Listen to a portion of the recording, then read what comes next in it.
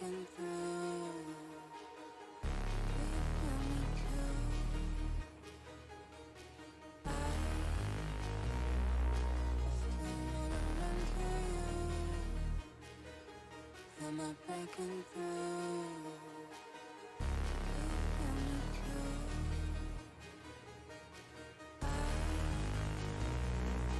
still wanna run to you. Am I breaking through? You feel me too. I still wanna run to you. Am I breaking through?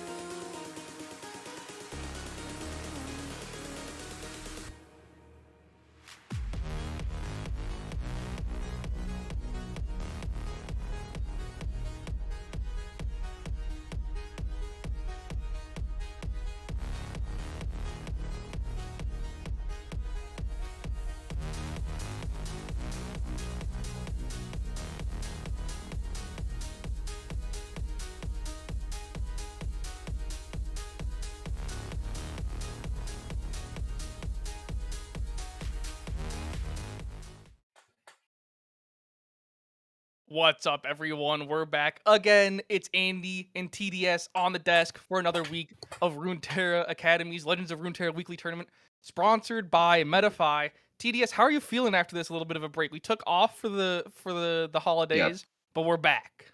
Yeah, I was honestly expecting to be casting last week instead of this one, but people like Christmas more than New Year's. That's something that they do. That's okay for with me. I was able to spend Christmas with my family, so that was good as well. How about you? I think we both were received a pretty deserved rest after Oh what yeah. happened the last week with some of those games. Oh yeah. Last week was a pretty wild game, and it's only been our only really week off, I guess, besides Yeah. Thanksgiving. But I'm so looking forward to be back looking at some more Legends of Runeterra games here.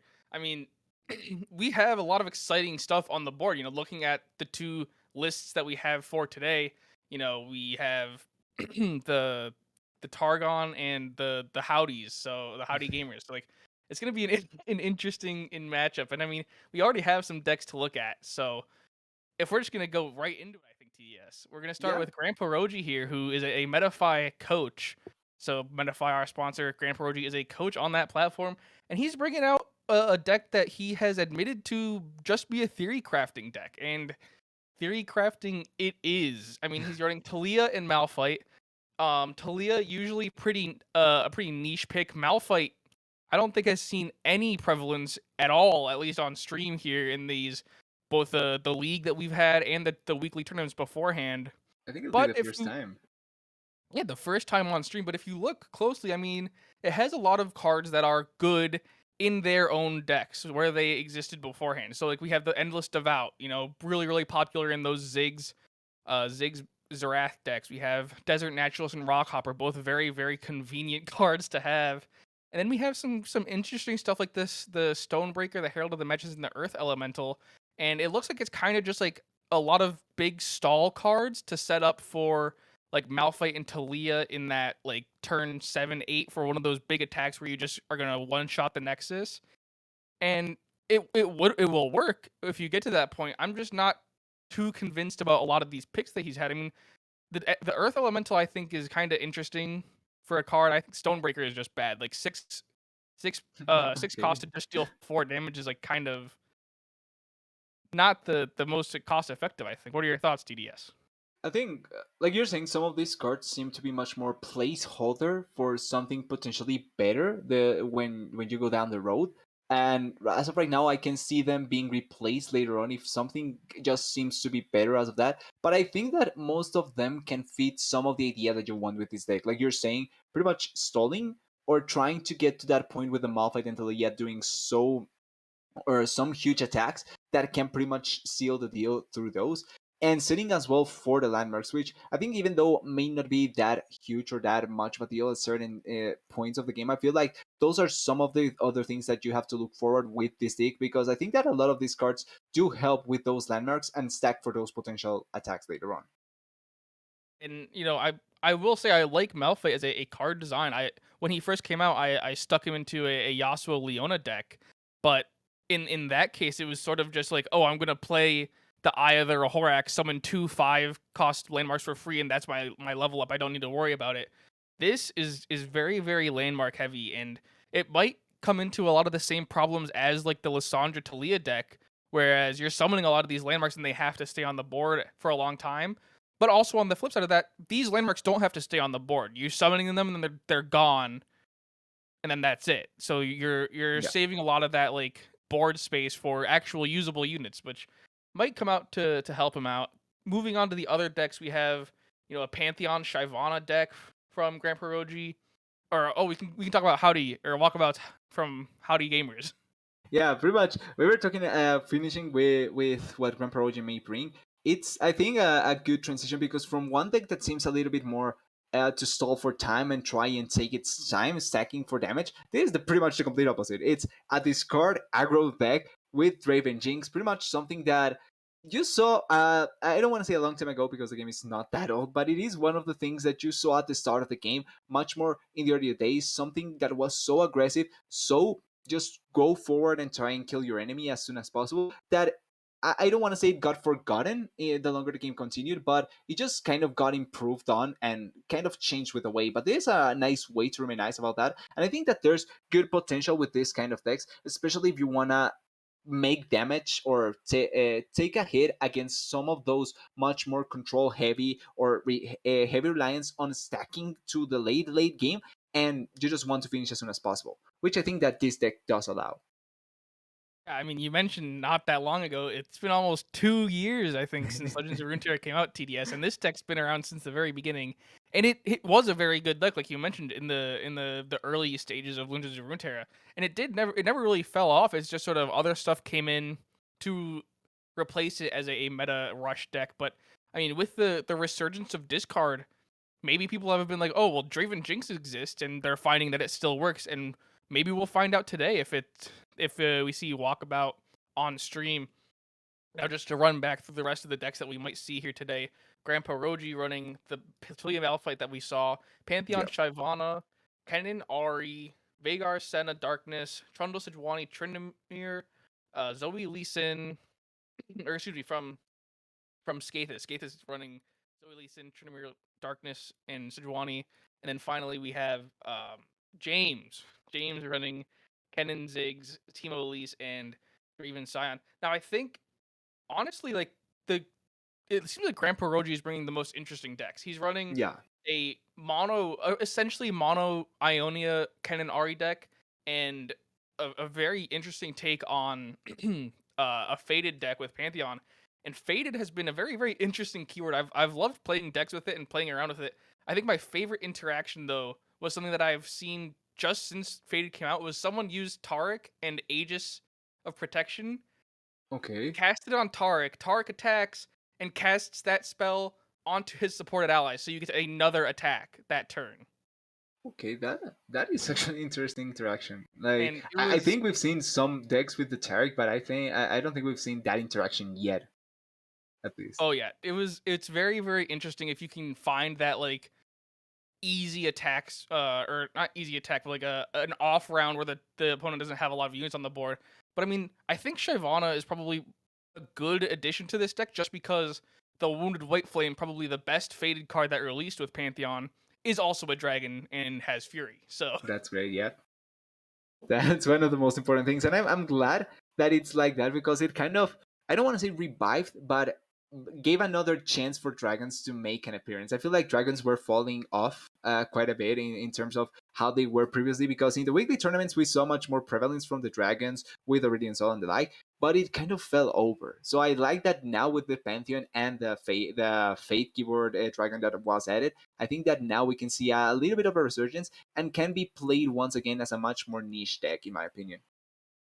yep. All right, but with that, we can walk through the Howdy Gamer decks. TDS. What are we looking at there? We have some. I feel apart from the Draven Jinx that we had from Walkabout, we have the Action Saver and the Pantheon. This is a much more just singular Pantheon, not really added to any Dragon's deck. So it's an interesting variation, which also is played by Camillari as well in the Pantheon, and it's also with the Teemo Swain and the Darkness deck. So I think a couple more variation in terms of decks from the side of Howdy Gamers. I think that there's much more things to see. I forgot to even mention Dragon taking the Thralls, the Bundle Tree, and the Sorry Aurelion Soul. So I think that in terms of just variety alone, we can see much more coming from the side of Howdy Gamers.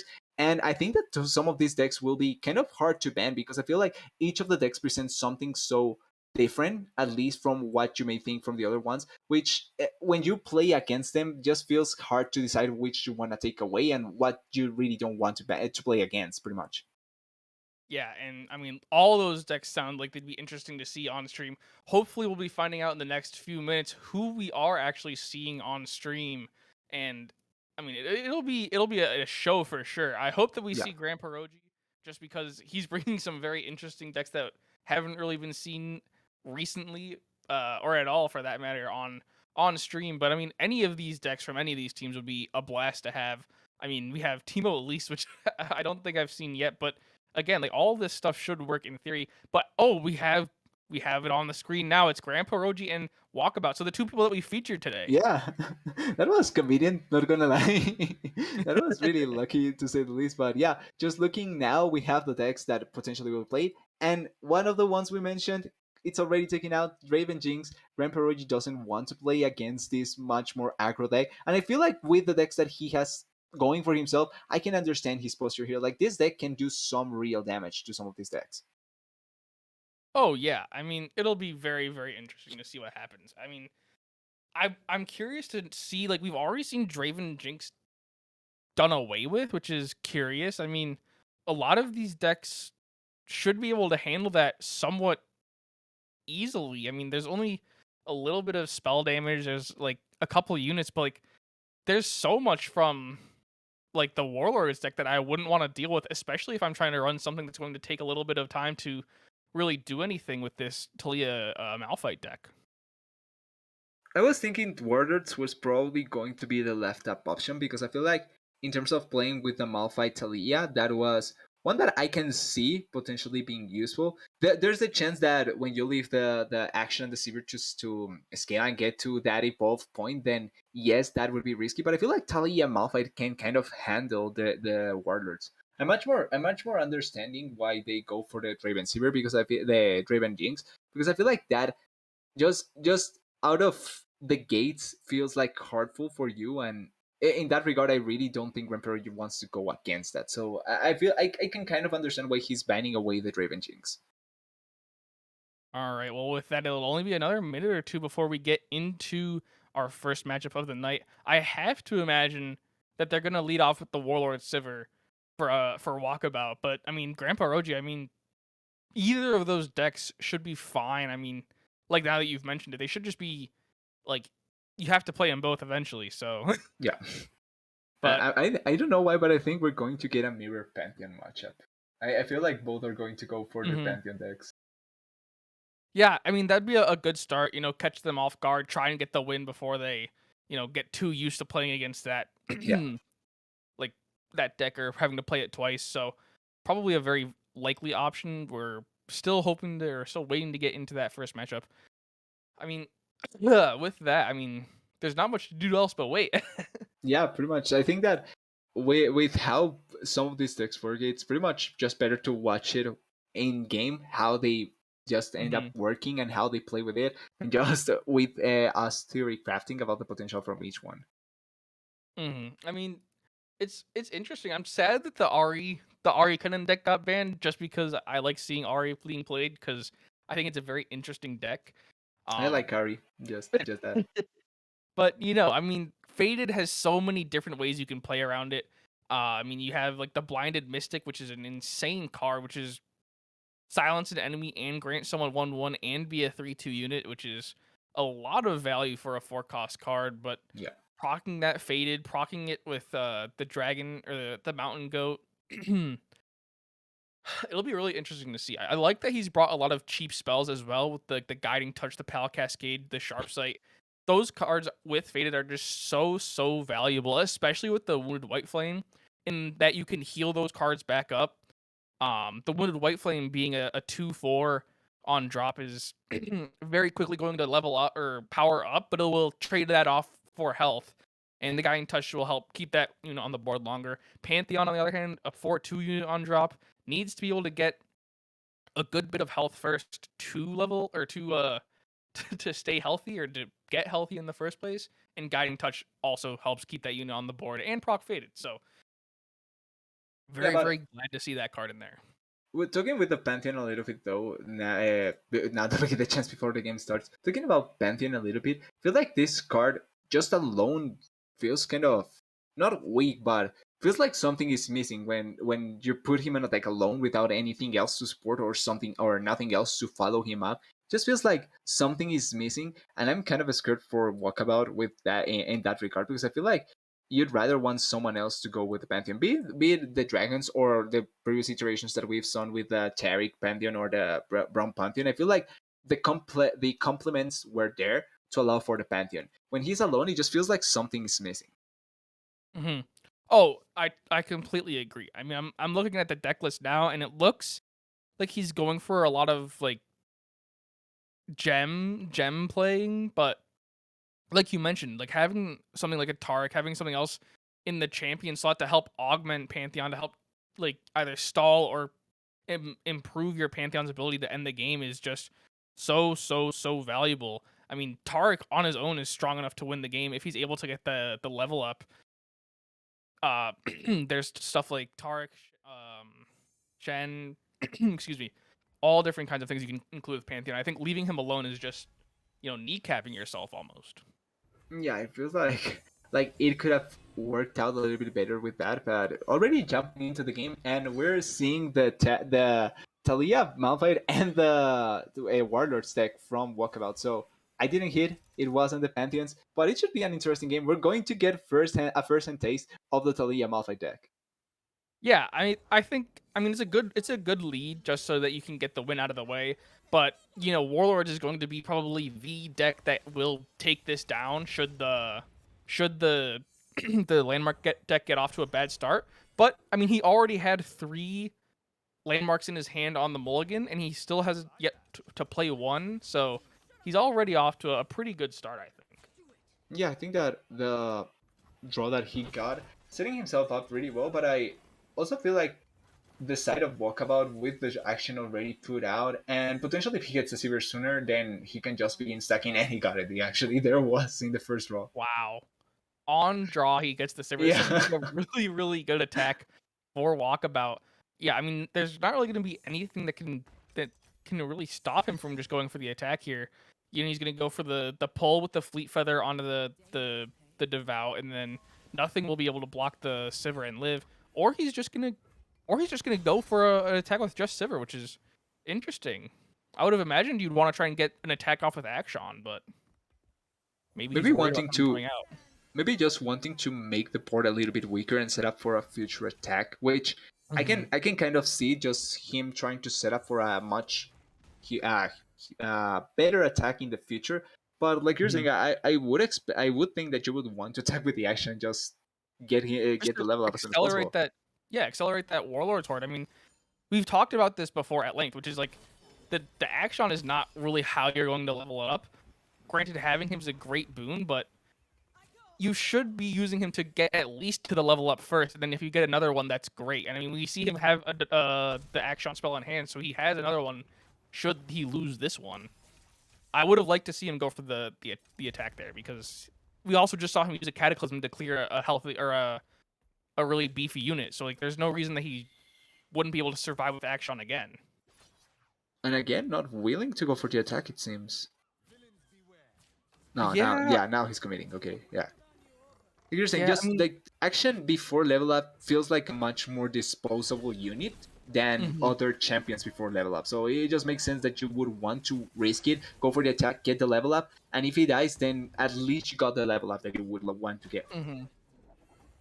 Yeah, and now we have that Action with the level up, and it looks like Sivir is very, very close to hers as well. So, I mean, it's gonna be interesting to see. I mean, we see Grandpa Roji going for the Desert Naturalist, gonna get the Rock Bear and his Restored Devout, so he's gonna have a pretty strong board here for this next attack. Walkabout's gonna have to try and figure something out because he only has champion on the board. If Grandpa Roji wanted to, go for something, he could very easily get a pretty big attack off. I mean, he could probably go for a the rock fall card. Sorry. Yeah, Okay. the Earth Elemental, excuse me. Go for the Earth Elemental, he's played that. And I mean, now you just challenge the lifesteal card and you have to sacrifice one of your Oh, no. If you're trying to go for the kill this turn, you challenge with the Naturalist as the last attack. Yeah. Okay, to force Oh, it, yeah, or to force him. okay, now I don't really like this because you would have forced him to block with Akshan or Sivir if you wanted to save health. And you could have pulled the Naturalist or you could use the Naturalist to pull the Radiant Guardian to the end. But now you're losing one of your units without having killed. Oh, okay, all right. He's gonna He go got for the the hush, yeah. silence. All right, okay, that is a good decision. All right. Yeah, so now with the hush, he does get much more value out of the tag. I was thinking the same because he wasn't achieving much without the hush, without the extra, but at least he forces out a defensive spell to try and keep this lifesteal card alive. Yeah, and I mean, I appreciate him going for the kill here with the Rock Bear onto the Radiant Guardian, but Walkabout obviously has went to save the unit. But I feel like if you were going to have a doubt of him trying to save the unit in the first place, you should have challenged with the Naturalist anyways and forced him to block with another unit.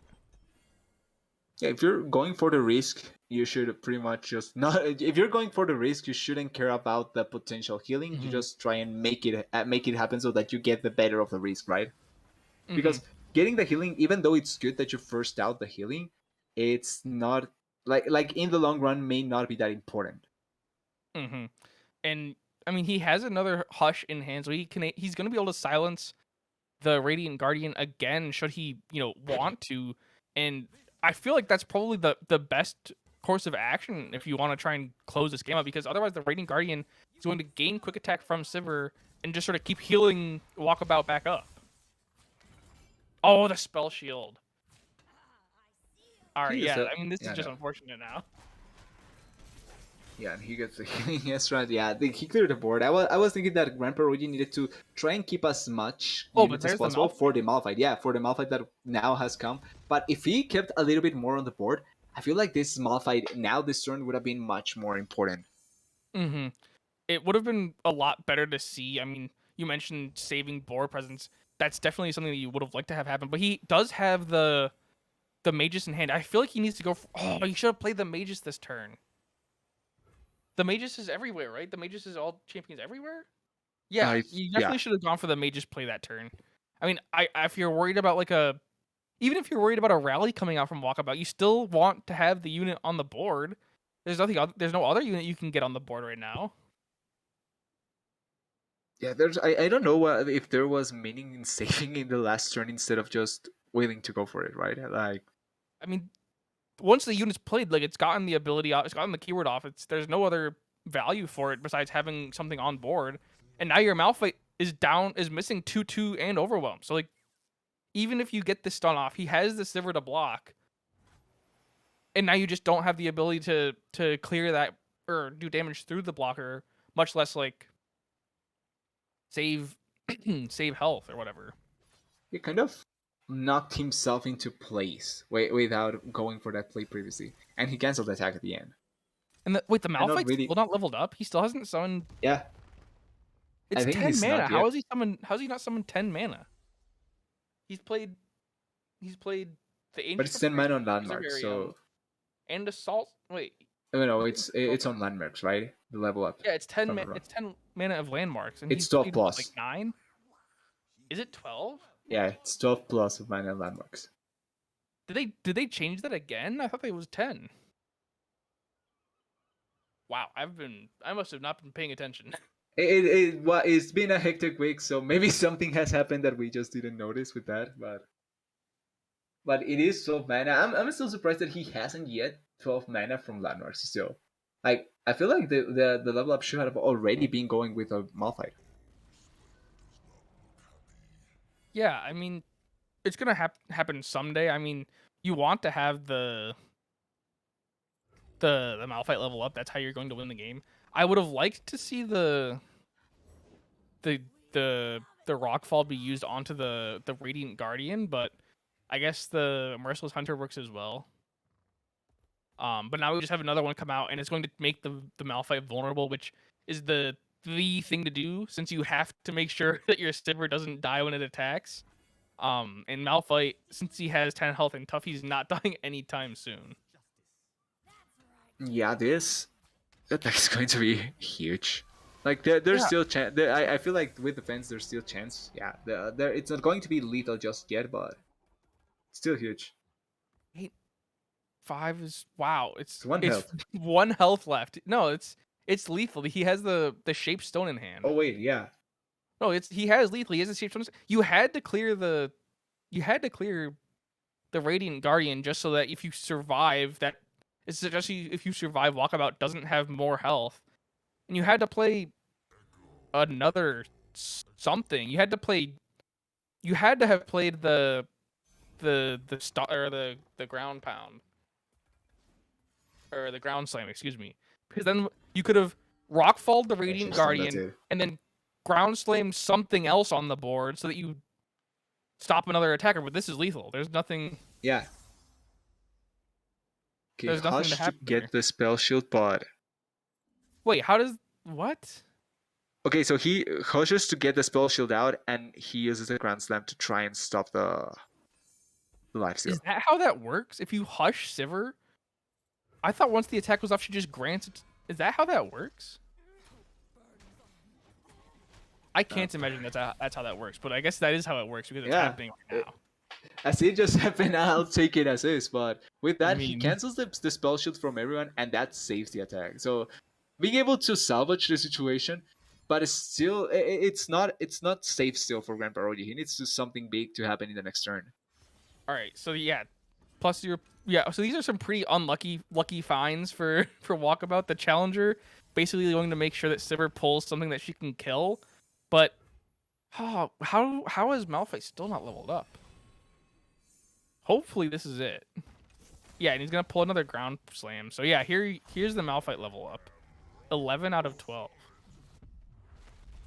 Now that he has the unstoppable force, though, I mean, this should be a good attack. Walkabout has nothing really in his nothing, excuse me, in his hand that can really handle this. He has the concerted strike, which will be able to clear either the Fowler or the Stonebreaker. So something he should be able to survive at least. Oh no, he won't be able to survive. Even Yeah, with no, even it's if he clears the 9-9. Stonebreaker or the Devout, he still has 13 damage between the Magus and Malphite. So something's going to have to happen here, and it's not going to be good. So he Okay. blocks this one. Yeah, he blocks. He kills the 5-3, and now he can probably survive. Yeah, yeah, should be. Now, why would you use the Shape Stone before you do this? Oh, you're going to try and clear the Malphite. Okay. Okay, that makes sense. All right, that was a really good play from Walkabout. I like that he did that because now he's basically won the game. I mean, there's not really anything else Grandpa Roger can do right now. He has no units in hand. He has the excuse me There's something the stopping. Salted Spire ready to play, but there's nothing that can really stop Walkabout from open attacking. The only thing that he has is a he's going to pull a ground slam next turn, which will be able to clear something from attacking. But is it going to be enough to live? And you know, Walkabout thankfully for Grandpa Roji hasn't pulled another like Shape Stone or Absolver or what have you, but it's gonna be close. 3-4. Think he can survive. He gets the. Think he survives with this. Yeah. Yeah, he lives with 2 health, which still not the not the best place to He is be still with not only safe. He doesn't with have any only units on board. yeah, and I would have to imagine he's going to use the draw too. Okay. And okay, interesting. I think he's looking for a golden aegis or something to try and end the game. Or no, he doesn't have it in his deck list. I don't know. Or no, he is. He does have a golden aegis. Excuse me. He has to be looking for one of those so he can end the game before next turn. Yeah, fearsome now. That's a many keyword Sivir. Yeah. Okay. Yeah. Yep. Yeah. That is a Yeah. start to Grandpa Like, OG, so. it was all based on that Close. last turn. Yeah, I mean it was a close game. I mean, Grandpa Roji had the tools, but unfortunately Walkabout played his hand very, very well and knew what he needed to do to shut down Grandpa Roji's hand no matter how well it was going for him. I mean, the Absolver into the Concerted Strike definitely probably the best play to go for there. Yep. I mean, very, very, very well played from Walkabout. But also Yeah. Grandpa Roji's deck, it was working. It was working into a deck that I thought it should have no business working into. Yeah, I was thinking the chance for the Talia Malphite deck to work against the Warlords was going to come through because yes, Warlords can be strong, and Walkabout had such a good start because the level up really came soon when you think about it for both the Sivir and the Mhm. action. But even though those came through, when the Malphite level up was there was a chance for the Malphite Talia to come through, and we didn't even see the Talia at that point. But we're getting a repetition from the Talia Malphite, it seems, against the Pantheon, so this should be fun. Yeah, no, it's definitely going to be a very, very fun fun series so far. We have obviously the Talia again, but I'm interested to see how this Faded will do because he has the Pantheon and the White Flame in hand, so he has really the two cards that he needs to win the game here. It's just going to be a matter of can he get the Pantheon level up before Grandpa Roji can get Malphite on the board or get Talia like totally set up.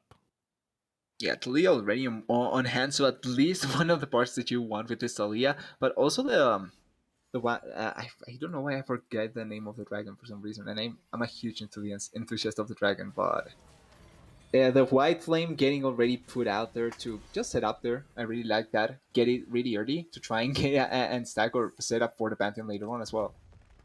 Mm-hmm. Yeah, I mean it's gonna be very, very interesting. I mean, granted, or seeing that the faded white flame or the wounded white flame with faded is already at 5-3 is a really, really good place to be. 3 cataclysms in hand though is a little unfortunate, if I do say. I mean, it's a good card to have in general, but 3 of them this early is definitely an unfortunate place to be.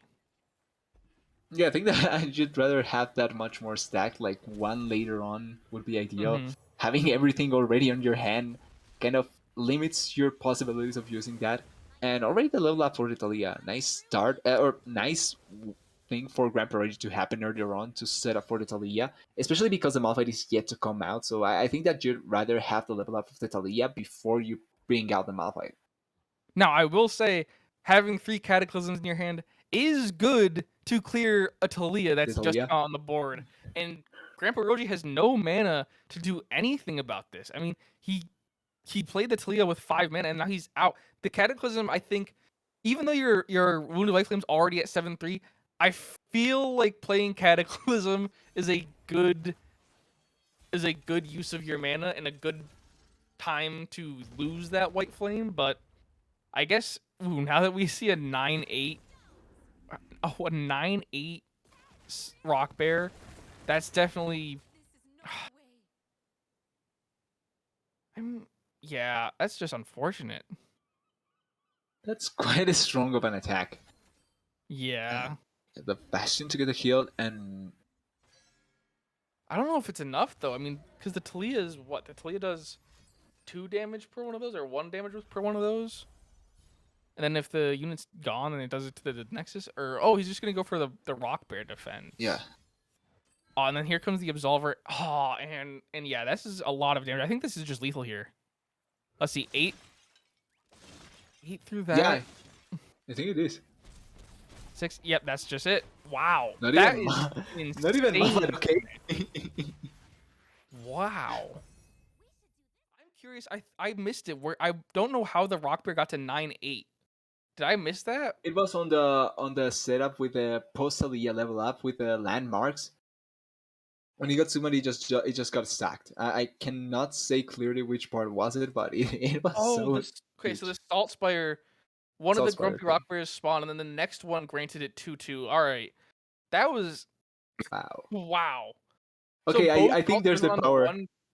That was an insane. So I guess that's where the theory is really coming in. Is Yeah. you have two Salt Spires and they both go onto the same Grumpy Rock Bear, and that Rock Bear is now 9/8, and you granted Overwhelm. All Okay, right, so that was I a can see the power of fast that game. deck now. I Yeah, think I'm I'm beginning a to see it believer. I'm a actually. believer. I can see it. But with Oh that, my it nets god. the first victory for Grand Prology and Game 3, and we have both Pantheon, Shyvana, and Pantheon. So I'm excited. I want more dragons. I'm happy with this.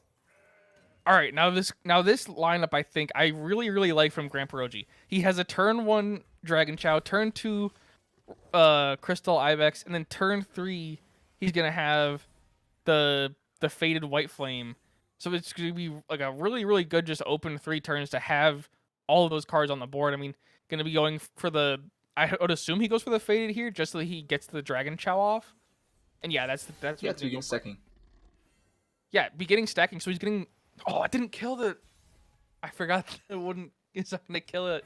The white flame only has 3 damage, but or 2 damage. Excuse me. He doesn't have enough. But otherwise, he would have gotten the fury off. Yeah, it's unlucky to say the least, but it's still out there to try and set up. hmm And now we're going to see at least one of these gems be used on the white flame, and I mean, honestly, it's a much better start than Walkabout. Unfortunately, Walkabout has 3 gems in hand. He has 2 more or two of his his gift givers, so he has the ability to have some blocking on board. But Grandpa Roji has that Dragon's Clutch in hand, so he could grant his White Flame Overwhelm if he really wanted to, and that would make those gift givers not too good at blocking, like we saw last game.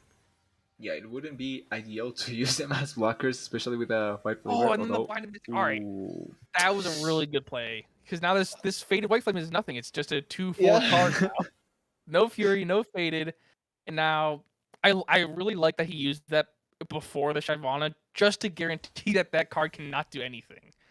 And now we're gonna see. I would imagine the Shyvana come out this yeah, turn. Yeah, there it is. Gonna kill the Dragon Chow. So that's 3 damage already. Then we're gonna see the 6 from the White Flame at least.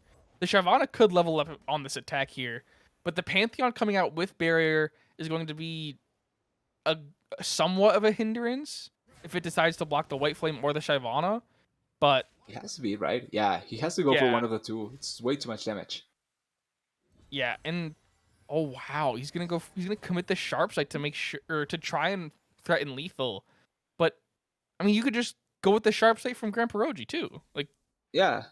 oh, the Oh, Concerted Strike. Okay, yeah, I really like this place because one of the attacks will clear the barrier, and the second will kill the the Pantheon Pantheon. basically no matter what. I mean, you can use this chain vest, but now you just use the sharp. Oh, you don't have enough mana for the sharp sight. I was gonna say you can use the sharp sight for. Oh, he should That have. was that He should was have a struck with close the. decision. Yeah. He should have struck with the Shyvana first. He would have killed the Pantheon still. I think he just wasn't expecting the chain vest to come out, or else he would have probably put a little more time into it and put the second stronger attacks for or the stronger attack second. But oh, that's unfortunate. But at least they're both cleared. That's Yeah, the thing is now with the trade and the clear from the Pantheon and the Shyvana, I think that Grand Prorogy still has the upper hand thanks to the fact that the White Flame is still on place. Like, yes, you lose your Shyvana, but the White Flame with now 9 and 8, 10 and 9 is perfectly fine to get ready for the and then next turn attack. oh, I feel like you should have gone for the Ooh. you should have gone for the screeching dragon last turn so that you could just go for the open attack here, proc the dragon's clutch, and just hope that you get a big attack off and there's no hush in Walkabout's hand. Well, you can know there's no hush in Walkabout's hand. He didn't bring it. Yeah. You know that there's no silence. You could have just gone for a screeching dragon and the wounded white flame, challenged the faded or the saga seeker, and then crushed eggs and won this turn without any backfire. What could have been he been afraid of from the last? Yeah, I mean, that's it. Like even then, I he think he still just was wanted to able play to set up. Pantheon. He wanted to see the level up. Yeah, He wanted that to was see the the Pantheon long level up. con to see the Pantheon level up. That's it. Yeah, I mean, it's a cool animation. I'll give Yeah, him I that. can buy. He wanted to see what cool keywords his Pantheon would get. He did But get with that, quite a we few keywords, but the setup like that's what I was thinking with the what the trade happened for the Pantheon. Like realistically, Grandpa Roji is fine trading his Shyvana. Yes, you may lose your champion, but the White Flame already was set up for success, especially after you got the silence on the enemy's White Flame. So it was just stacking perfectly for him, and I think that he played it really effectively. Even though he sacrificed his Shyvana, it was for the greater good of his game. I mean, we can nitpick too and be like, "Oh, you could have saved the Shyvana," but Yeah, exactly. at the end, it doesn't really matter.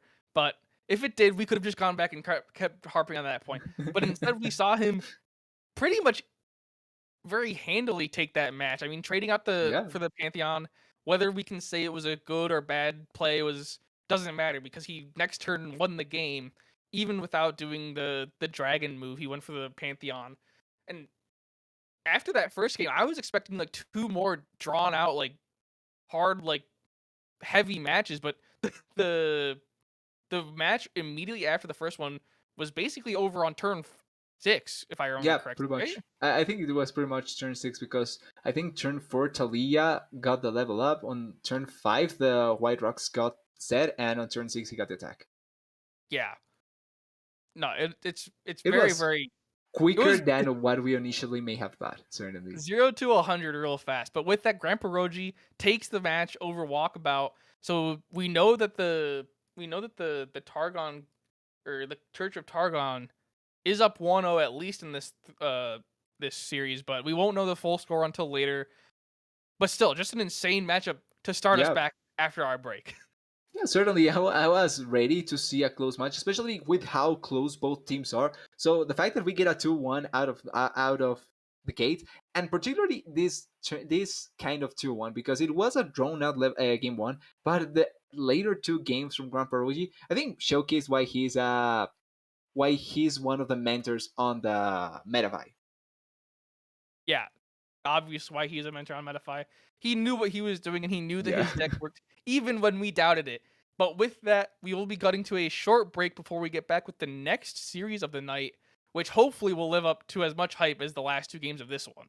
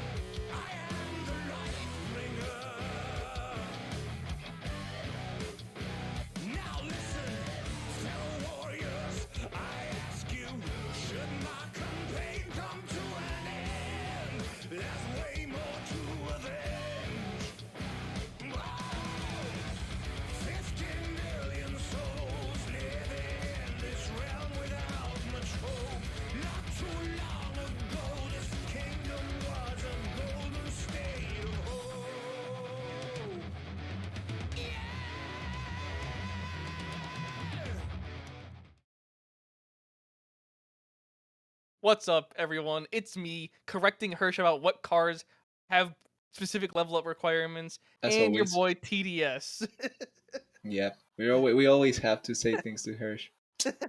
Happens all the time. Unbelievable. We Yeah. get off the air, and then uh your Hirsch is just like, it's 12 mana, not 10. And then I have to go open the game, screenshot Malphite's card, show him it's 10 mana, and then still just be confused what was going on last game because, oh well, Hirsch is. I feel I have a confession that I make. It was me that was making the 12 mana comment. But it's Hirsch's fault as well, so that's okay. All right, We but can live enough through that. joking around.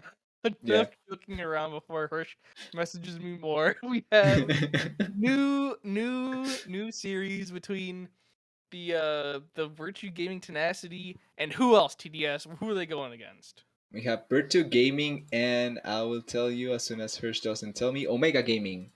Omega Game. Okay, Yeah. very interesting. Two orgs that have obviously competed in other Runeterra Academy competitions, but with these Legends of Runeterra matches brought to you by Metafy, it's going to be an interesting matchup. Looking at the first deck for this matchup, the first spotlight, it's a Yokipi, and he's running a fairly interesting deck. It's the Kennen Ari, the Kennen Ari, almost mono Ionia, but except for 3 cards, go hard. 3 go hards. We go hard. Go get it. Go get it. We go hard. Go get it. Get it. We go hard. Go get it. Go get it. Something. I can't remember the rest of the lyrics. I think they're in Korean at that point. But yeah, it's an interesting deck. I mean, we we saw this from someone in Church of Targon in their deck list last game, but they were going Ionia with 3 Shurima cards, and those cards were the Absolver, so a way to Yeah. get Overwhelm into that deck, which pretty convenient for if you're able to get the Ari level up mechanic. Up to 6 attacks with Overwhelm, very useful. But here we see basically the same deck, just 3 go hards. Now, a very interesting lineup. He has the Kennen and the Ari. Obviously, Kennen recalling, convenient.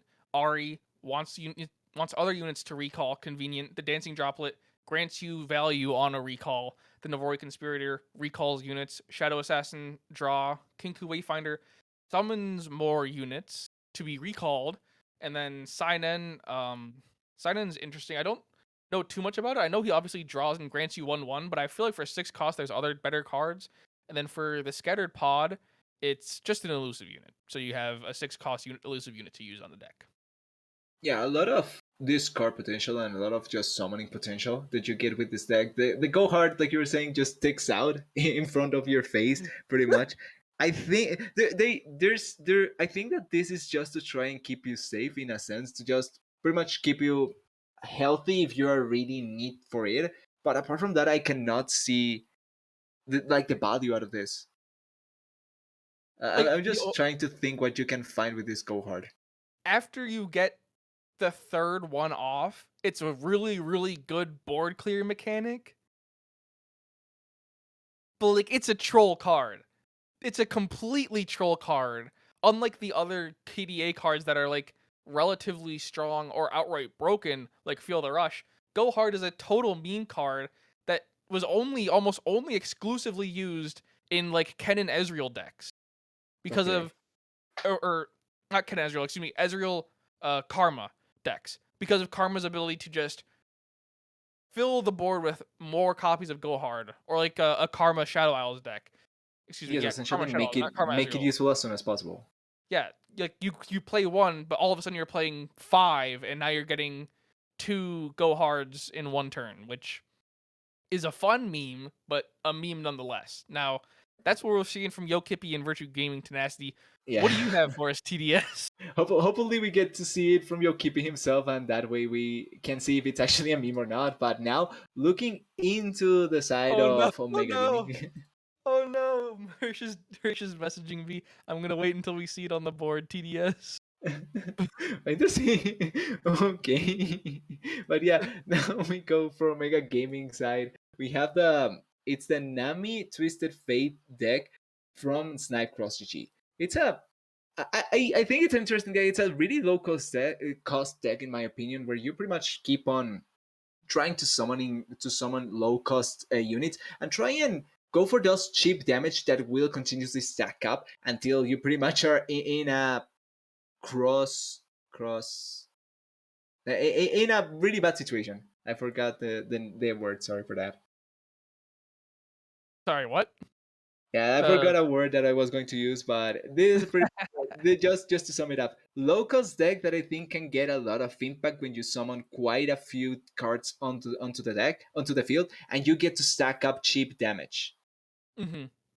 Yeah, yeah, the burn, I also or think that you're a looking for a Curious different word. Shuffle, the play to use Curious Shuffle in this deck is going to be really interesting to just pretty much stop your opponent to get to do as much as he wants.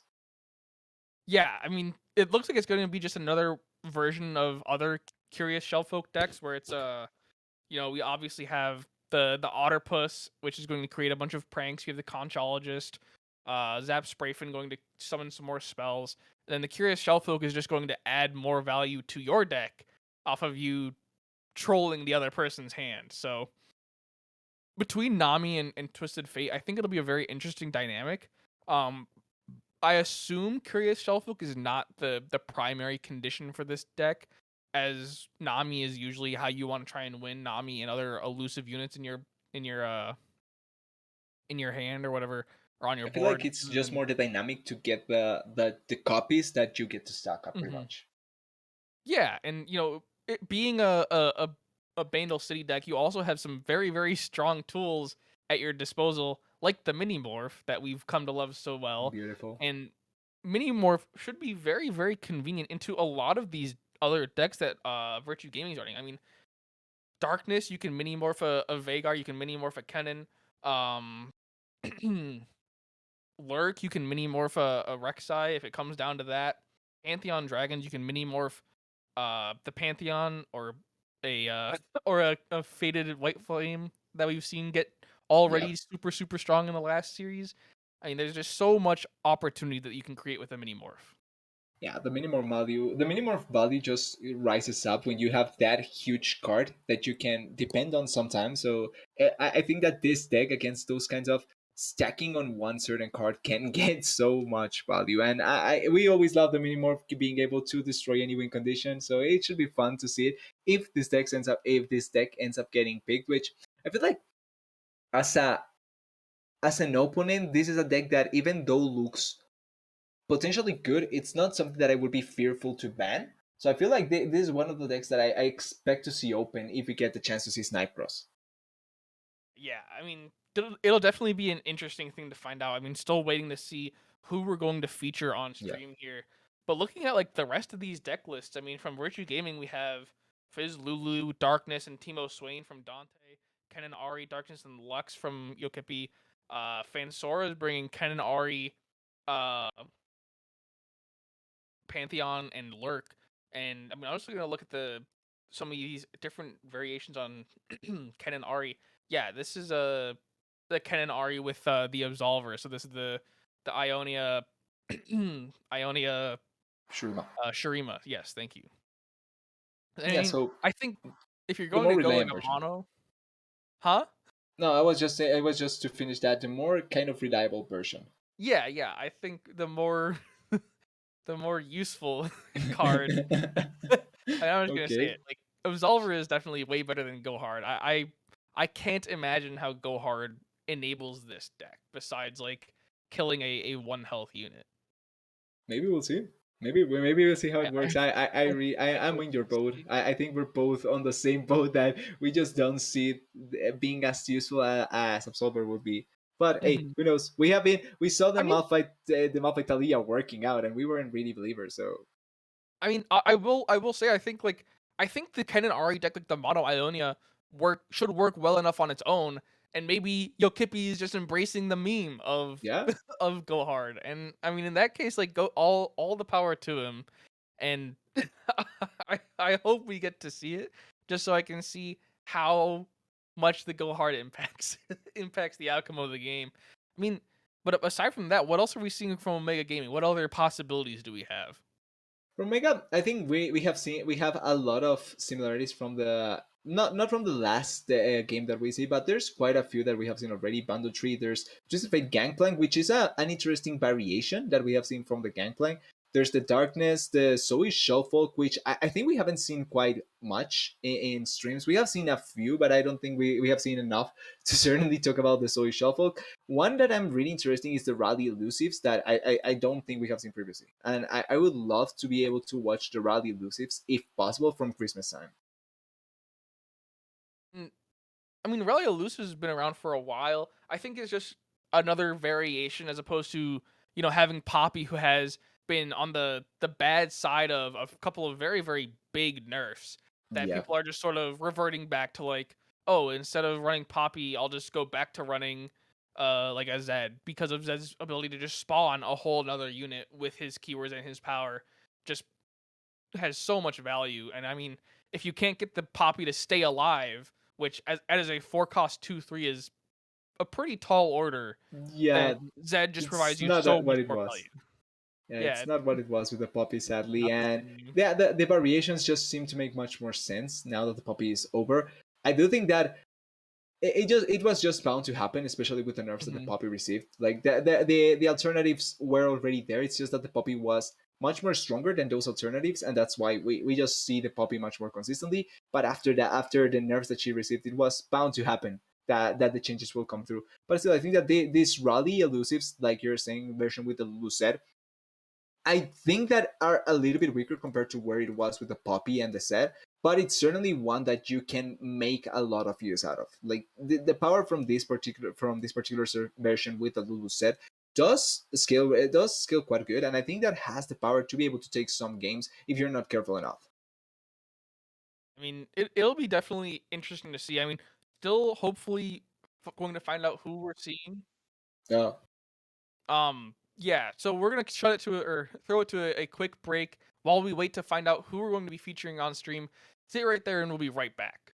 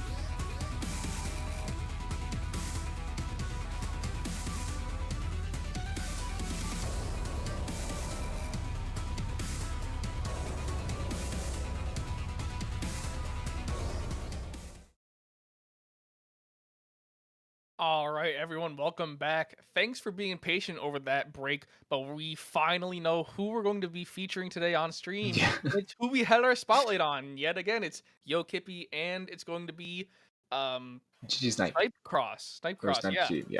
And just looking at the two decks we have uh Darkness and Shellfolk making appearance in both players' lineups. Yo Kippy obviously bringing a Lux version, and then Snipecross bringing a excuse me, a Zoe version of that same deck as we get into the bans. And I honestly wouldn't be surprised if Darkness gets taken off the board for both of these players, or the Shellfolk board gets taken off the board for both of these players, just because like they don't really play into each other well. Like it's just sort of a coin Yeah. flip once you get to one of the deck's win conditions. It's just sort of like a coin flip for Darkness, and then for the Shellfolk, you're both just going to be there all day trolling each other's cards and adding more cards to your hand, and then trolling those cards again, and it I might feel never like end. I feel like that's going to be the point where each player will take away the fact that it's going to be I don't want to use the word troll, but it just feels so well. Trolling and trolling and trolling each other until you either win or you just lose your mind. Like I feel like that's going to be the potentially for both of the players what they want to take away, because I feel like apart from those two, there's pretty much a good matchup for both of the other decks that they have.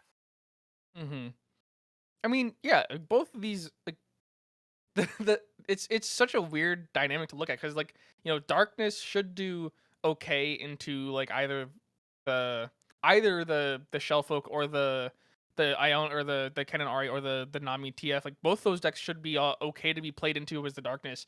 But like that mirror matchup is where you start getting into like a bit of a rough patch, and if you want to like rely on that as your win, it's definitely not the best feeling is The first relying one on that to it's be your win. actually the Nami TF taken away from Wow. Snipecross. I'm kind of surprised. Not gonna lie. I thought that that was going to be one that would be left up 100%. Yeah, I mean, it'd be interesting to see. I mean, I would have liked to see more Shellfolk, but I mean, I guess one Shellfolk deck is enough to want to have to deal with it if you're Yokippy.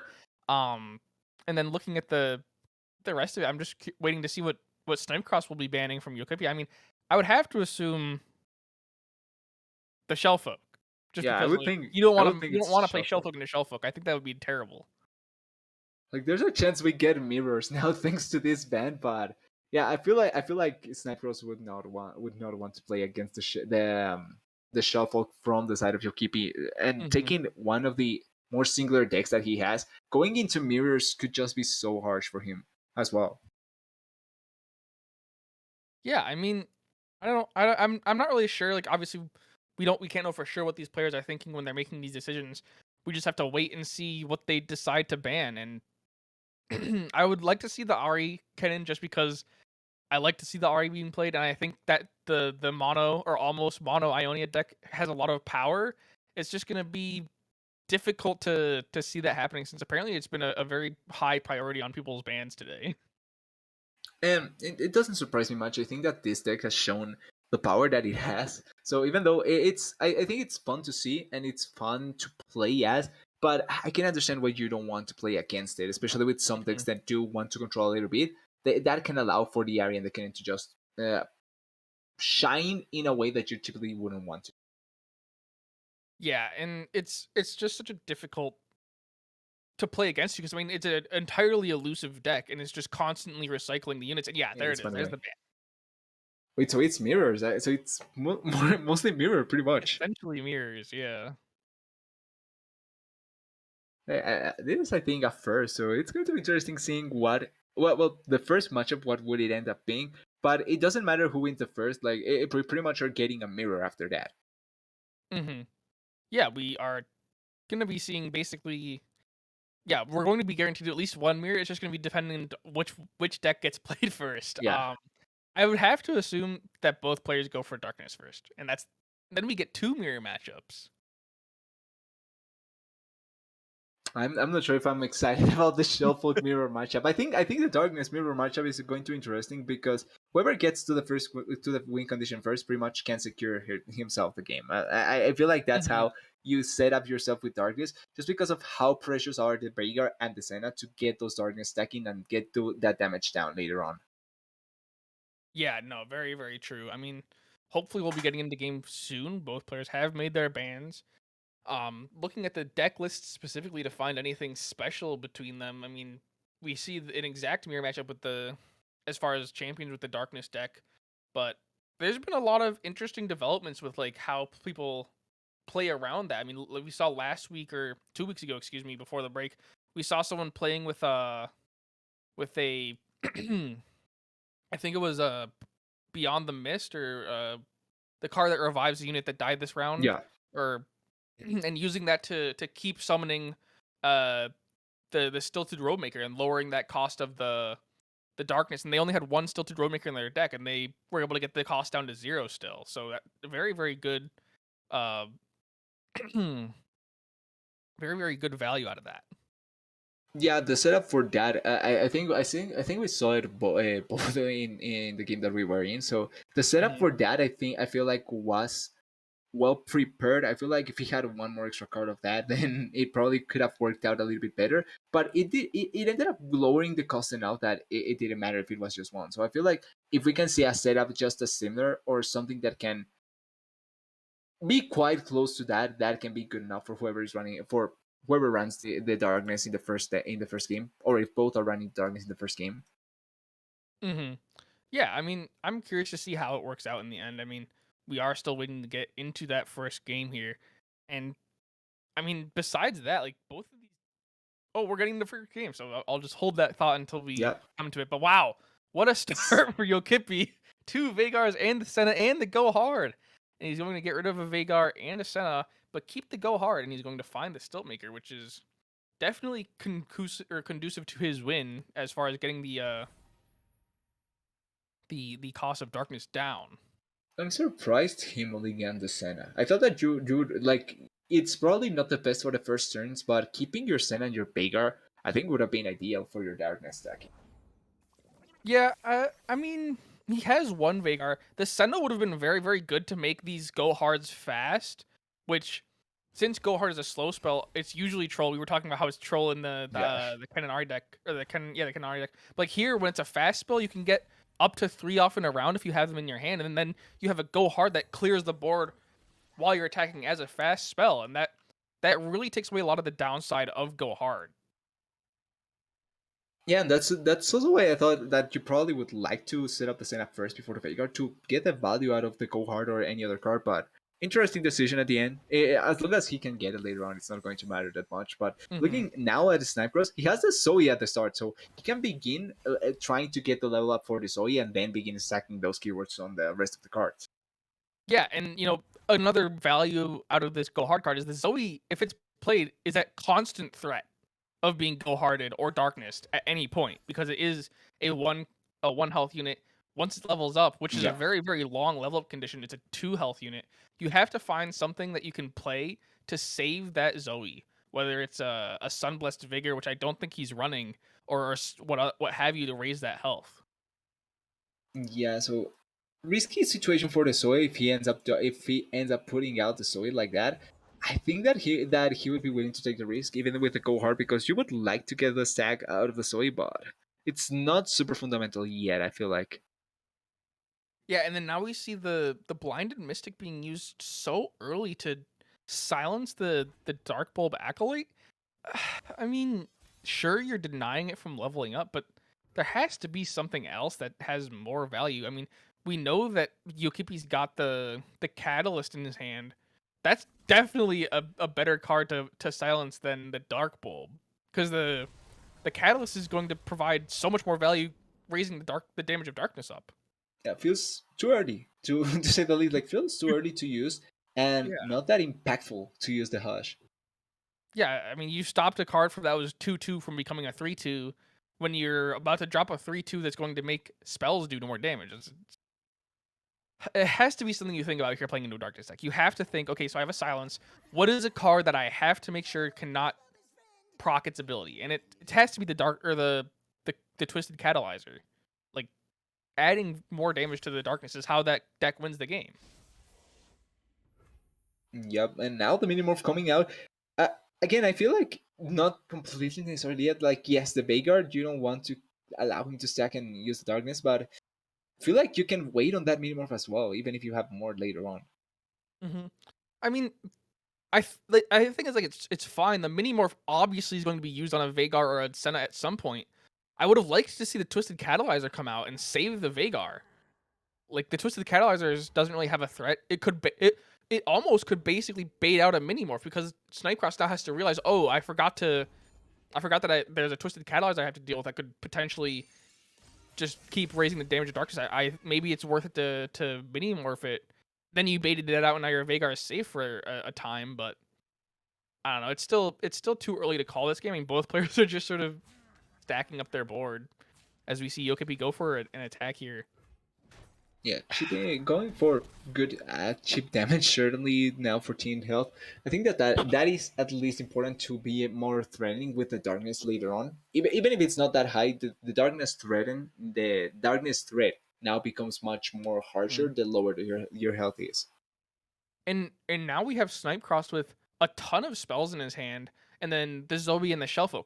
And like you mentioned earlier, the Zoe cannot be played. It gets played and it Yeah. dies immediately.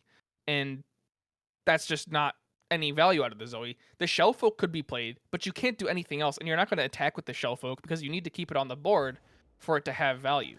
I mean, we'll see the Shellfolk drop here. We'll likely see 2 pranks come out when it's Sunecross's turn again, but like what are we like what is the turn here? I mean, Sunecross is going to have to start pulling something. It's going to have to be like a Nami or a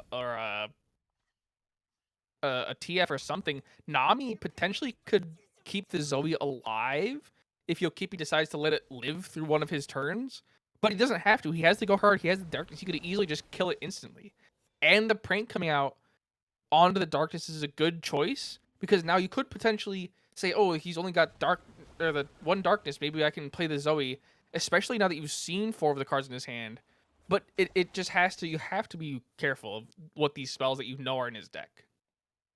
Yeah, even though you do get the value of seeing them, you still have to be ready to go against them and know what you want to do against Mm. them particularly. So the prank I really like. You also get the darkness potentially for yourself, so that's a good way to try Mhm. and threaten from the side of Snipecross. But the problem still lies on the fact that there's too many spells, and really few cards on the field that can be threatening for Snipecross. So the downside is that the darkness is only 2 damage. It doesn't take any of the bonus damage that it has when it's copied. Since the Shellfolk keyword does not say exact copy, it just creates a 2 cost, A 2 copy, damage yeah. darkness in your hand, which still do 2 damage is good, but slow spell, not any other bonuses, is just unfortunate. The stress defense could be very, very valuable to keep the Zoe alive through a turn. So I'm glad that he picked that up. But now we're going to see a fairly large attack here. 9 damage to Snipecross's Nexus. He's going to have to use one of these healing cards in his hand. Yeah, and I was actually expecting to see the darkness come through to try and kill maybe the what is it called, the one of the attackers from the side of The catalyst, like Twisted yeah, the Catalyzer, yeah. catalyst from Yukipi. Yeah, because at least you can deny some of the damage and you're not forced to Mhm. maybe go for the full heal, which I think would have been maybe better. But instead, taking the full front of the damage and keeping that darkness there.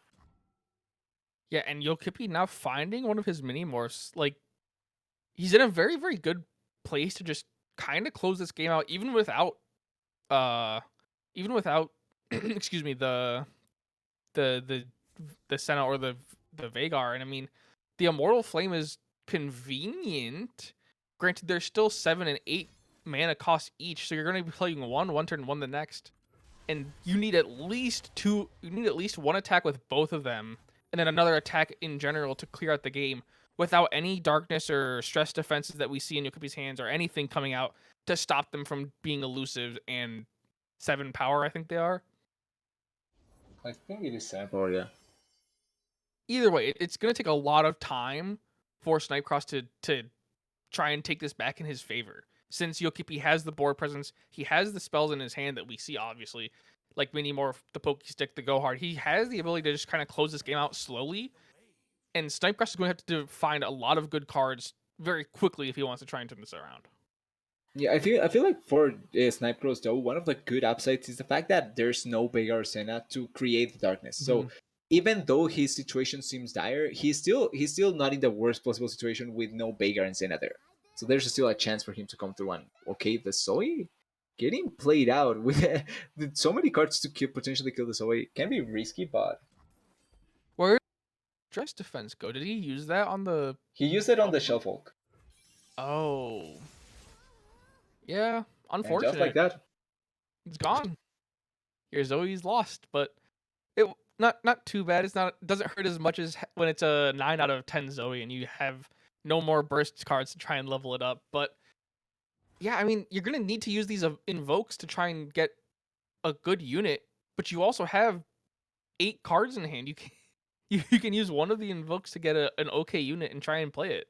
I think that's probably the angle because you use the invoke. The shelf hook gives you 2 of them, then you try and play them both.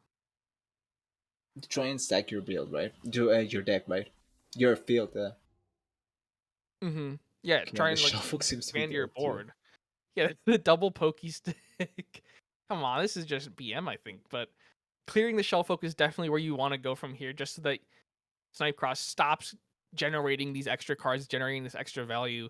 Because like the star shaping with the 5 Nexus heal and the invoke, the 5 Nexus heal is powerful enough on its own. The invoke just adds that, and then the shelf hook creating an extra copy of what could be any number of powerful cards. Oh, he stole a It's go hard. That's interesting. Now he could try and turn this around since he doesn't have any of those in his deck, and since Go Hard is a card generating card, he could try and start using Go Hard as a condition to clear the board while he waits for his own ability to play units. yeah, he seems like he's going for to go for that to try and clear and get and just try and clear and save for the time Mm-hmm. in getting the drain.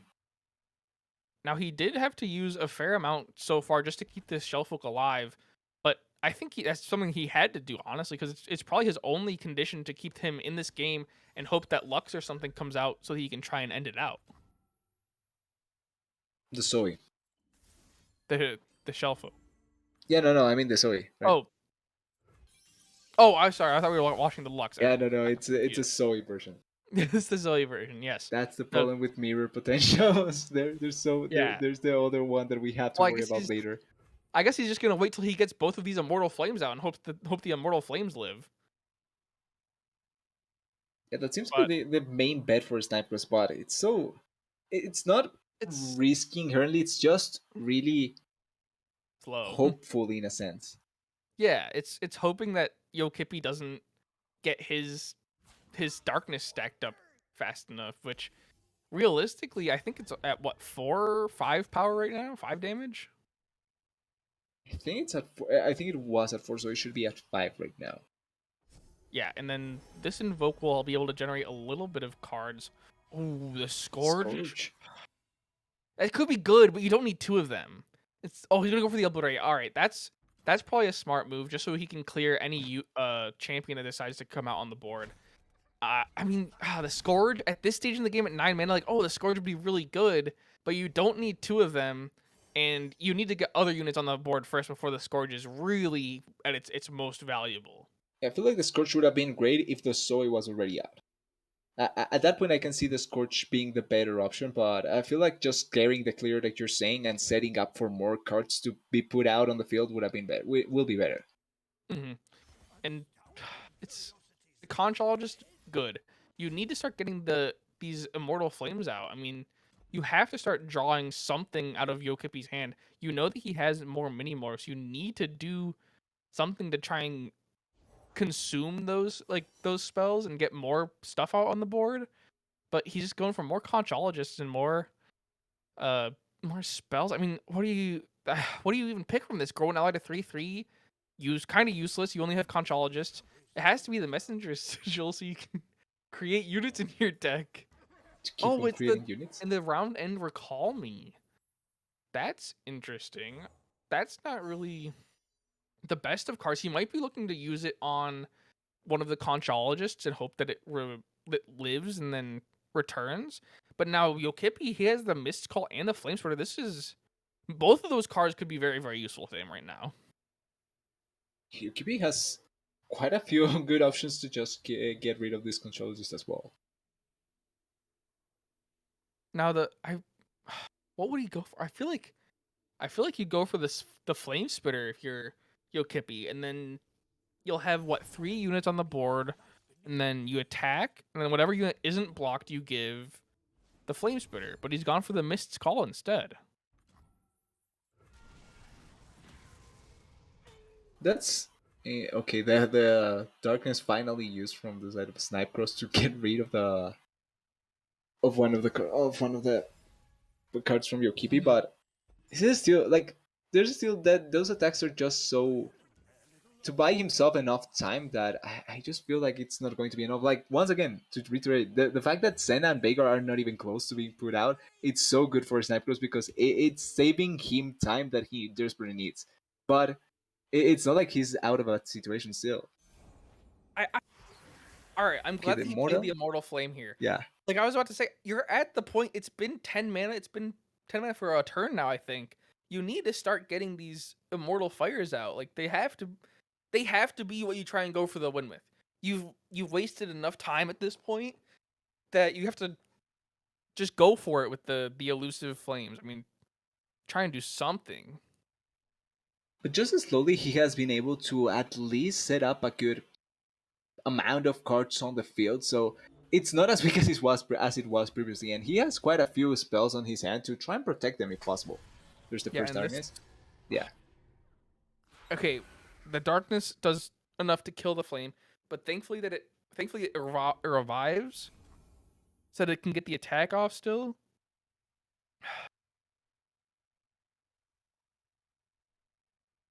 I mean, it's just he has another one. One of them is already dead, so it cannot revive again. He has another one that can revive still. Should it get hit by a darkness? But I feel like if he plays the other one, it's just gonna get mini morph because Yokipi will be like, okay, well he has no more units, he has no champions. Yeah. This is like one of the ways he's gonna go for the win. The prank. It's got to be the. It could be either, honestly. Like I feel like you would go for the Fallen Comet just because Obliterate is terrible, but the Invoke is also probably a high value for Snipe Cross because it's how he's going to hopefully generate units that he doesn't have. Yeah. And I it feel looks like, I like he's feel like taking his time to think. Behold is probably the most important one. I think Oh, he he went went for for the.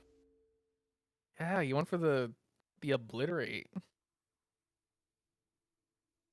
which I mean, realistically both weren't bad options in my opinion. I feel mhm, like both were good enough, but then both, like you're saying, the fact to deny potential units to be summoned from Snipe mhm. Cross is so it's so good for your Kipi. Yeah, I mean, we're just at such a late stage in the game that Yeah. oh wait, so that go hard just created the pack your bag. So it just converted the other go hard you could be had in his hand to a pack your bags. He has to play it. He should play it this turn. Like I don't think there's anything in his Snipe Cross's hand that can like Yeah. stop this.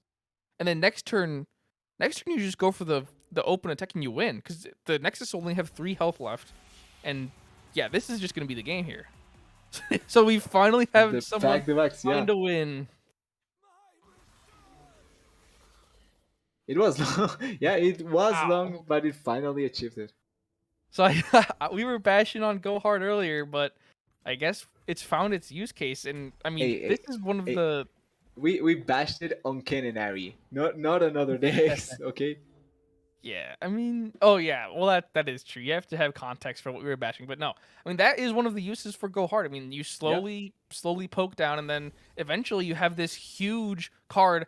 Speaking of Judgment, one of the of the options from this Loping Telescope is basically a Judgment. It does huge damage to everything on the board, but also conveniently hits the Nexus. And now he's been left in a place where he can basically open attack, and he'll be able to clear everything. Like He has another go even hard.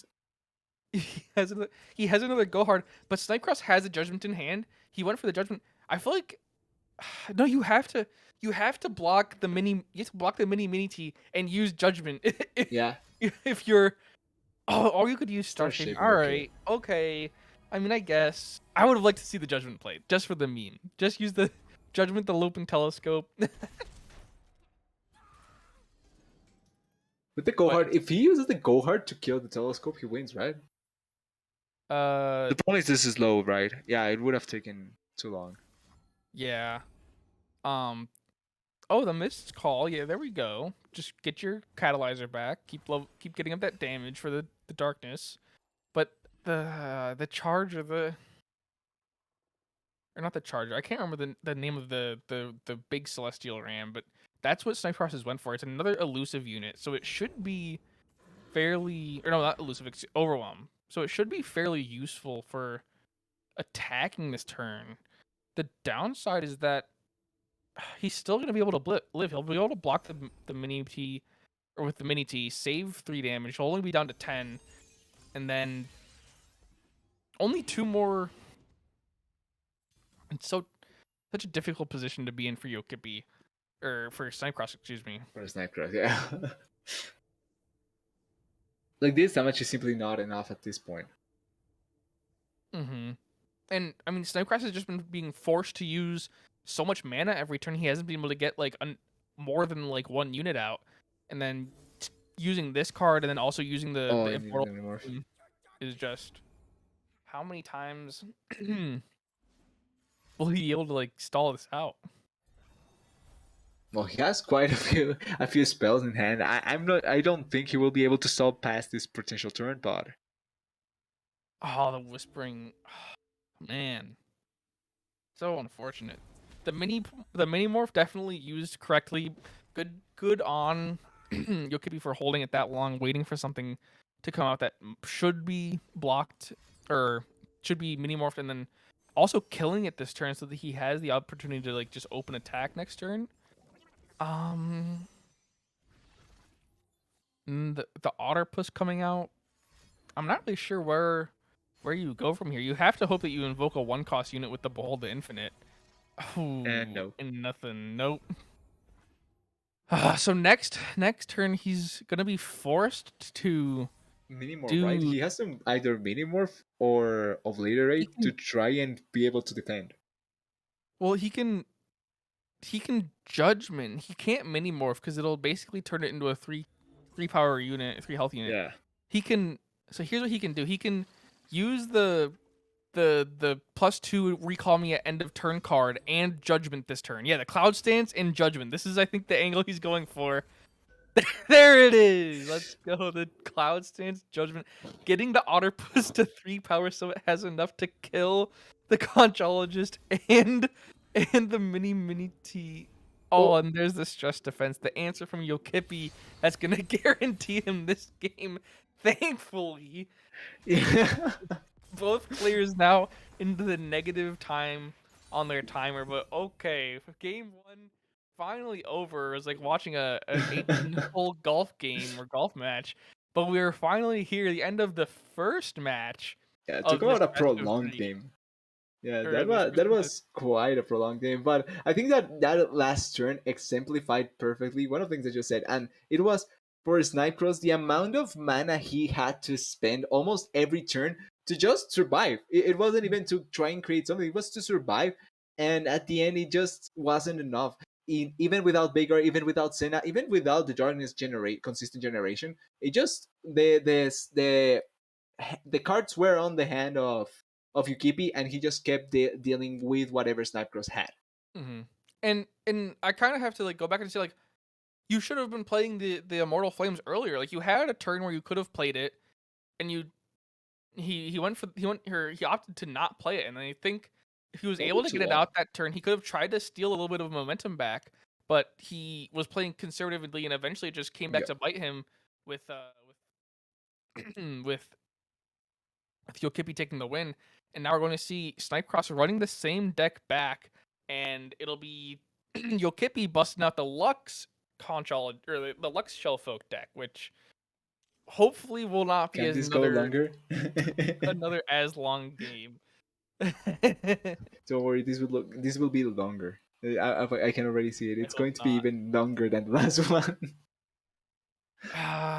Please no. I mean, the upside for Yokipi is, or Snipecross, excuse me, that he can play the Luck or the Zoe this turn. There isn't any true, just straight up spell damage in this deck besides the Pokey Stick, and that Which can't he be played has. until next turn at least. Yeah. So But there's a good chance we see it. you can answer it with the Pal Cascade. You can try and do that. Which to keep your Zoe wouldn't be a. I think it wouldn't be a bad idea to keep your Zoe at least. Yeah, I mean the downside is that like you need to make it so that the Zoe has more like more health just in general. You can't just keep Yeah. using like Pal Cascades or Sharp Sights or what have you to try and keep buffing the health bar up. You need to just give it a larger health bar that stays. And unfortunately, I don't think Snipecross has any of those in his deck. Apart from the no, I don't think he has any, and he already used the cascade to defend. So pretty much now without options, if there's another potential Pokestake which there's isn't to try and kill the Zoe, then it would have been risky for the Zoe. Mm-hmm. Now, playing another Otterpuss, getting these pranks is interesting. I would have liked to probably see the Vanguard Sergeant come out, so he has a beefier unit on the board, and save the Otterpusses for like when you actually need or have use of the pranks, like when your shell focus out. But either way, just getting units on the board is valuable. I think if you're Yokipi, just to keep presence on the presence on board. If you have blockers, like if it gets to the point like last game, having someone to block is very very important. You don't And want to. I feel like that's exactly the reason why, because of how last game kind of went, and their decision is to try and keep stacking on the field, keep the field at least semi full, so that there's no risk that there's no chance to block. And we see the Equinox come Let's out. go. Oh, there it is. The single combat. I mean, I can't really say anything because Zoe, as a one health unit, is already so vulnerable. But you probably should have kept enough mana to Pokey Stick once you saw only Otterpusses run on the board, because the Pokey Stick could have saved you from that single combat. And he has a Pokestick there, so I think that it's a situation where you really don't want to try and spend it, but you probably have to just to keep the Zoe alive because of how weak she Mhm. is. Yeah, and I mean, maybe he just doesn't care about the Zoe, or he's gonna try and level up at a different point. The prank now coming out, and either of these would be pretty good. I mean, making the Sharp Sight 4/4 or a 4 cost spell definitely hurts Yokipi's ability to damage the Nexus, but the prank going up in mana also kind of hurts, just because if you're using it for a Shellfolk, then like you're spending 3 mana to get a potentially like higher cost card, even higher cost card, and then at that point you're spending 8 mana to steal what, like a a Conchologist or something. Kind of of this of a similar situation to what we had last game, where you keep spending mana Mm-hmm. without getting much value offensively, but it's just mainly defensively. Mm-hmm. And yeah, we see the Immortal Fire The Mortal and Fire the again there. Destroyer, both both cards that we saw last game from Snipe Cross coming out, and he's opted for the The Destroyer Destroyer. first, which honestly, I mean, still good, still a valuable card, but I likely would have went for the Immortal Fire, just so like you have the ability to block with it, but then you also have, when it's your turn to attack, nothing that can really block it without spending 2 or 4 mana if you're Yokipi and you have a pranked Sharp Sight in your hand. Yeah, now destroying the octopus. There's no, they're just destroying, trying to destroy those low cost, not allowing nothing to stay on the field as much as possible. Mhm. At least from the side of Yokipi, Yokipi is trying to do as much as possible to destroy those low cost units. Yeah, and here we see this 2 cost Sharp Sight come out to for the Yordle Lecture to take down Zoe, and honestly, I don't think it was worth 2 costs to stop the Zoe from doing 1 damage and making a star chart in hand, when you can just attack with the Yordle Lecture next turn, get a toxic shot, and use that on the Zoe. Like, kind of a lot of mana for not a lot of It's not other about the value that mana, you it's about otherwise would have sending gotten the anyways. message. I It's mean, I about sending guess a message. at this point it's about this game should be over. But no, we are in it for the long run, at least for now. But the Yordle Lecture, I mean, yeah, it's a good attack, but there's nothing really special going on. They're just summoning pretty normal units, and then those normal units are going for attacks. And I mean, Snipecross is in the same position as he was last game. He has no units to stock his board with. He has a 7-cost destroyer. He has a 6-cost Curious Shellfolk now, but these are each just one unit, and you need a couple that you're willing to lose from these attacks. Yeah, and that's one of the main problems. Once again, like you're saying, this not only being stuck into a similar situation from last game, but it's just the solution for that simply not in hand. It's hard to put out, and even if you put out a unit, it can just not find any value. So it's just a hard situation for Snipecross. Mm-hmm. And it's just, I'm trying to think. I would like to see the Poro, the Poro sled, just because it's a meme, just because of how fun it is to have Poros. But the Genevieve Elmharm definitely the smart play here, just so you have a board buffing unit as well as scout if it really comes down to it. But besides that, I mean, Yokipi's in a really good spot here. I mean, so next turn Snipecross will likely play the the Curious Shellfolk, and then or likely the Destroyer Or since the it's attack Destroyer, yeah. turn. Yeah, likely the Destroyer since it's attack turn. Attack with the Destroyer. You use the 4-cost Sharp Sight to buff up the Yorl Explorer or Yorl whatever his name is. Oh, the Shellfolk actually. I would have said you play the Destroyer if you're Snipecross. You attack with the Destroyer. You use the 4-cost Sharp Sight if you're Kippy on the 4/3 Yordle. Block with that. Hope that you kill the Destroyer, and then the turn after that, this turn you play. Or no, you can't play Lux if you use the 4-cost Sharp Sight. But then the next turn you just play Genevieve Elmhart, attack with Genevieve, and then attack again with all 3 of your units, and you should be able to do a good chunk of damage to Snipecross. But instead, we're going to be seeing a prank be used. Yeah, Or and I 2 was pranks thinking be used. it's going to be, well, there's mana for the pranks, and he ends up using it. And I was thinking that potentially we may see the prank coming from Snipecross with the Shellfolk to try and just get more cards out, but he has really not a lot of mana either to work with. Mm-hmm.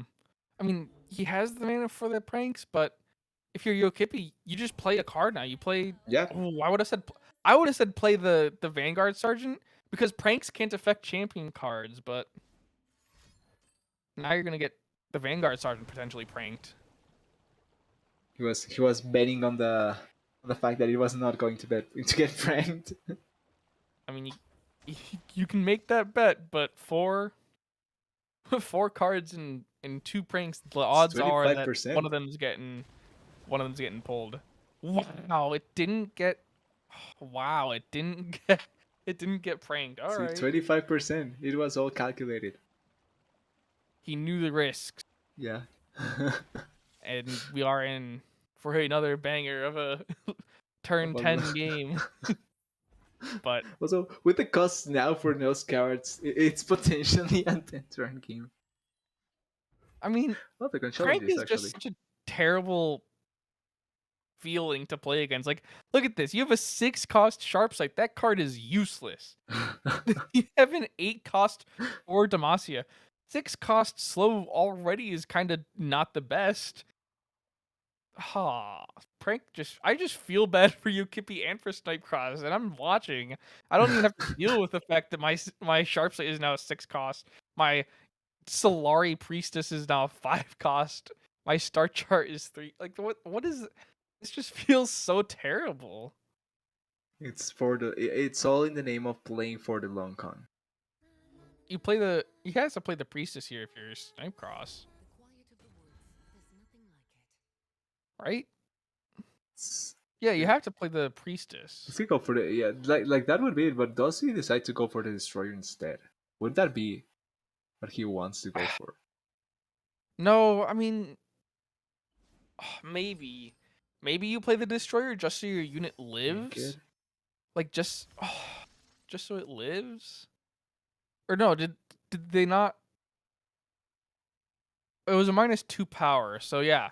I mean the Destroyer will live, but just such a difficult, like, do you want the destroyer to take damage, or do you want the priestess to just sort of eat it? But the priestess, I guess, would die because the Elmheart would challenge it on the scout attack, and then the next turn just attack again with all 5 units, and then we're kind of in the same position now though, because the Otterpuss is not going to stop anything.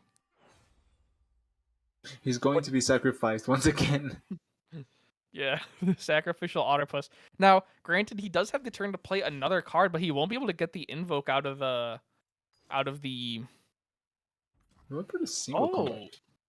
So the single combat on the Genevieve will make sure that Genevieve obviously dies, but then the Shellfolk still lives with 1 health, and now the Otterpuss has been saved. How? But you still have to play another unit. You have to play another unit. You can't take all of this damage. You don't want to take all of this damage. And yeah, there it is. The conchologist. More Yeah, card 5 cost, generation. there was no more.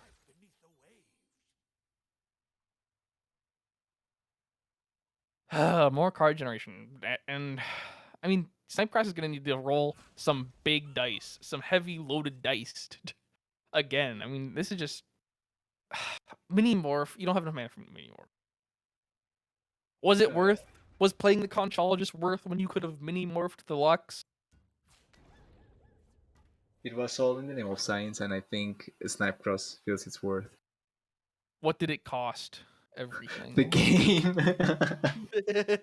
I mean, he can still use the This is still spell. a chess, yeah. He can still use the spell thief and only take 8 damage this turn. I think you have to keep the Shellfolk alive as long as possible.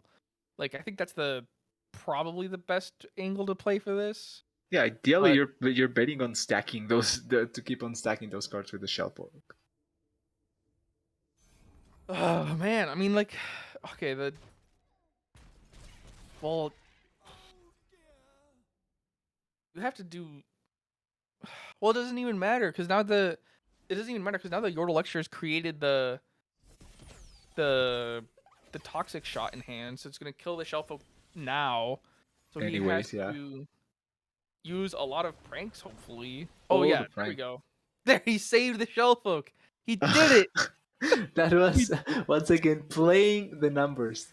He Yeah. calculated every possibility. And they hated me for saying it's all RNG. But no, we're slowly but surely getting to the end of this turn at least. I mean, sheesh. I think we're gonna see at least another thing get played from Cross. I mean, probably another prank. Wait for this card to get chosen and then you prank it. It's probably going to be Chambers, right? Like I feel like getting that tough. Oh, he went for the challenge. The on guard. Yeah, on guard good. I mean, probably on guard's probably the best choice. Like if you can use it and it's 3 cost, it probably has the best value because you get to decide who's challenged by who and sort of force the conchologist to pull someone, and then you get a big attack off of someone else, and then either some other unit gets a free attack or whatever. But all of these pranks, there it is. Prank. Oh no, 8, no, you don't. It's already 8 cost. Yeah, but that was so overkill. This is when that Lisa Simpson meme comes out. I was like, stop, it's already dead. Yeah, I don't know. Like, Just go for the on guard. You pretty much Yeah. deny that, or not deny, but at least make it hard to use. yeah, like make it so that he can only use the on guard and then something else. Like, sheesh.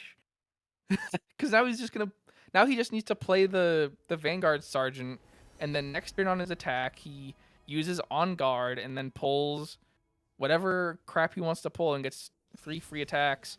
Now, the Written in the Stars.